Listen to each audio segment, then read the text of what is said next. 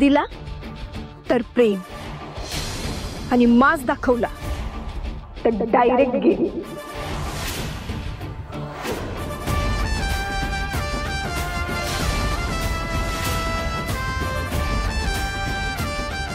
मग समोरची व्यक्ती ही घरातली असू दे नाहीतर बाहेरची,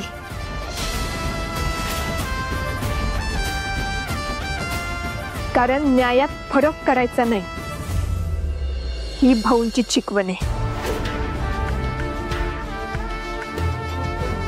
तेव्हा इथून पुढे बोलताना नीट विचार करून बोलायचं।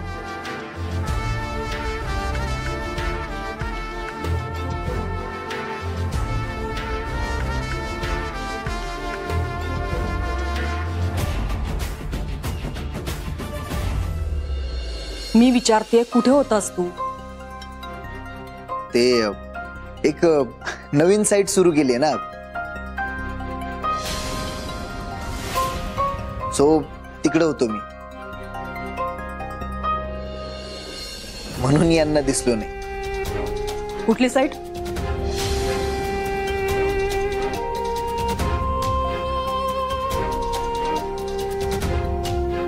आम्हाला तर नाही सांगितलं नवीन साइट बद्दल काही।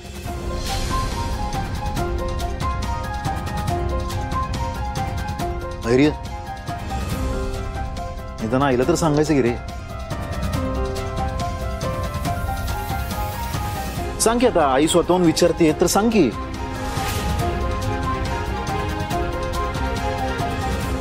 कुठली साईट, कुणी दिलंय काम, कुठे आहे ती, नाव काय, काहीतरी सांग की। मी एकतर काम करून एवढं दमून आलोय, त्यात तुम्ही प्रश्नांची फायरिंगच सुरू केली। फ्रेश व्हायचंय मला। थांब थांब,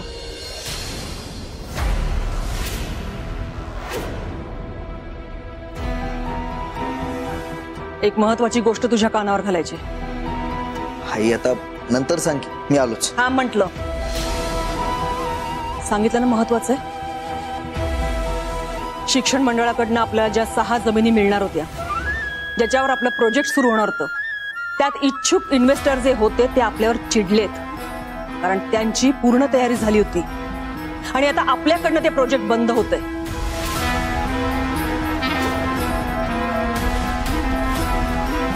पुढे मागे पुन्हा जर का त्यांची गरज लागली तर काय तोंड घेऊन जाणार होतो आपण त्यांच्याकडे? हे सगळं करायची काही गरज नाही, आणि मुळात आपल्याला इन्व्हेस्टरची गरजच पडणार नाहीये, तर त्यांच्याकडे जायचा प्रश्नच येत नाही। हे तर तू आता बोलणारच, कारण तुझ्यामुळे ही वेळ आली आहे। माझ्यामुळं? खरं तर मुजुमदारांवर ही वेळ तुझ्यामुळे आली आहे। त्या जमिनी आपल्या हातनं गेल्या ना, त्याच्यासाठी सुद्धा फक्त तू रिस्पॉन्सिबल आहेस दादा, तू। वाह, बघितलं का? आता हा माझ्यावरच उलटा आरोप करतोय। उलटा नाही, सरळ।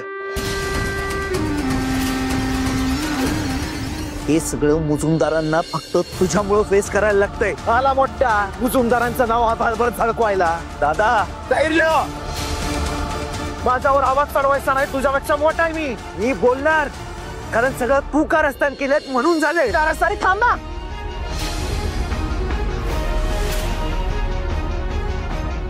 भाऊ का वैरी आहात तुम्ही?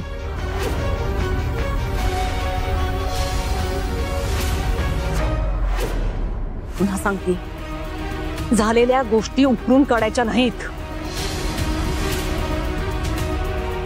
झालं गेलं गंगेला मिळालं, मला पुन्हा पुन्हा तोच विषय या घरामध्ये नकोय, कळतंय?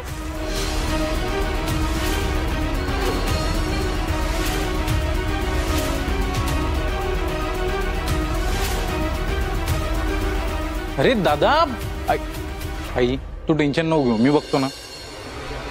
दादा, हे दादा, तुला फ्रेश व्हायचं होतं ना, जा जरा थंड पाणी घे डोक्यावर, म्हणजे बरं वाटेल। माझा एक प्रश्न होता।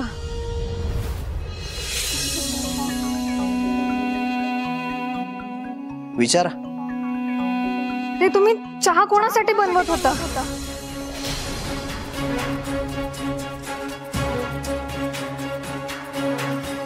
अरे हो,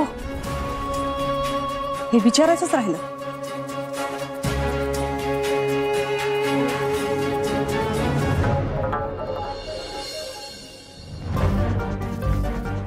तू चहा बनवत होतास?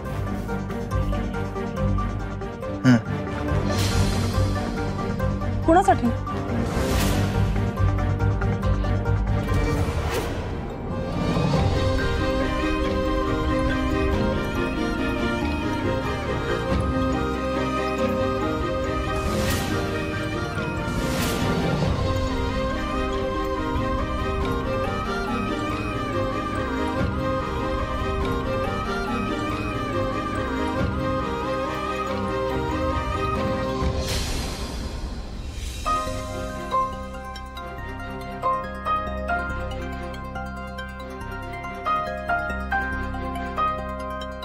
चहाची क्रेविंग होत होती आणि मला यांच्याच हातचा चहा आवडतो.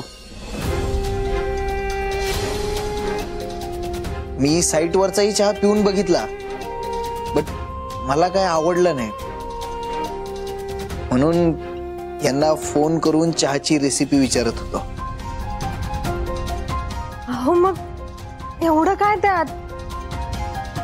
मला बोलवायचं की मी लगेच आले असते ना. हा, मला माहिती होतं की तुम्ही लगेच धावत पळत आला असता, म्हणून मी रिझन नाही सांगितलं ना. कारण काय, बाहेर इतकं ऊन आहे ना, त्रास झाला असता ना, आणि ते मला आवडलं नसतं. हे असं सगळं झालं. मी आलोच फ्रेश होऊन.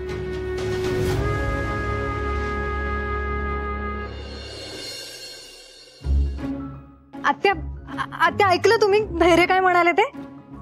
त्यांना माझ्याच हातचा चहा आवडतो आणि वर माझ्या काळजीपोटी लपवलं त्यांनी माझ्यापासून. किती काळजी करतात माझी ते. इश्श. आणि मी उगाच विचार करत बसले होते. लाजलं माझं लाजाळूचं झाड. अगं आत्ताच एवढी लाजलीस तर लग्नानंतर लाजायला विसरशील.